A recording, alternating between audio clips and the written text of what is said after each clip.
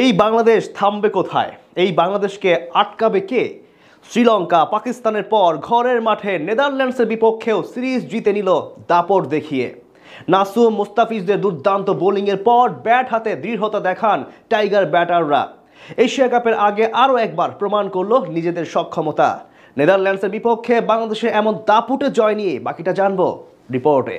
পথটা প্রথম ম্যাচেই সহজ করে রেখেছিল, এবার বাকি কাজটুকু সেরে নেয় দ্বিতীয় ম্যাচে। টি-20 ফরম্যাটে টানা তৃতীয় সিরিজ জয়ের স্বাদ পেল বাংলাদেশ। নেদারল্যান্ডসের বিপক্ষে দাপট দেখিয়ে জয় তুলে নিল লিটন বাহিনী। প্রথম ম্যাচের মতো আজও টস জিতে বল করার সিদ্ধান্ত নেন টাইগার কাপ্তান লিটন কুমার দাস। সিরিজ জয়ের মিশনে কোনো প্রকার ঝুঁকি নিতে চাননি এই উইকেট কিপার ব্যাটসম্যান। বিপরীতে আগে ব্যাট করতে নেমে শুরু থেকেই স্ট্রাগল করতে থাকেন প্রতিপক্ষ নেদারল্যান্ডসের দুই ওপেনার ম্যাক্স ওডাউড এবং বিক্রমজিৎ সিং।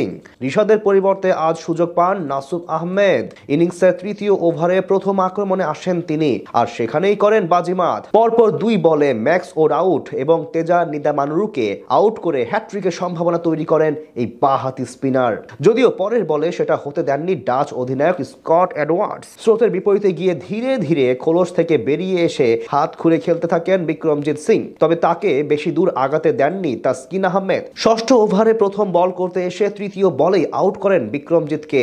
এই ব্যাটারের কাছ থেকে আসে 17 বলে 24 রানের ইনিংস। পাওয়ার প্লেতে 3 উইকেট হারিয়ে নেদারল্যান্ডসের সংগ্রহ 40 রান।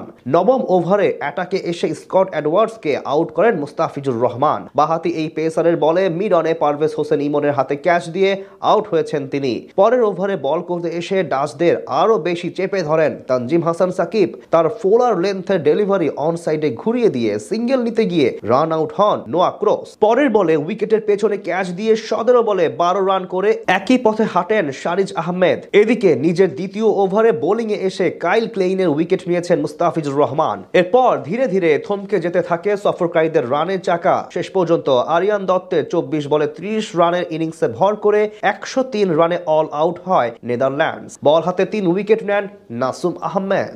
জবাব দিতে নেমে বেশ ধীরে সুস্থে আগাতে থাকেন টাইগার দুই ওপেনার পারভেজ হোসেন ইমন এবং তানজিদ হাসান তামিম। মামুলি টার্গেটকে আরো বেশি সহজ করে তোলেন এই দুই ব্যাটার। তাদের উদ্বোধনী জুটি থেকে আসে 40 রান। ষষ্ঠ ওভারে উইকেটের পেছনে ক্যাচ দিয়ে 23 রান করে বিদায় নেন ইমন। পাওয়ার প্লেতে বাংলাদেশের সংগ্রহ দাঁড়ায় 1 উইকেটে 41 রান।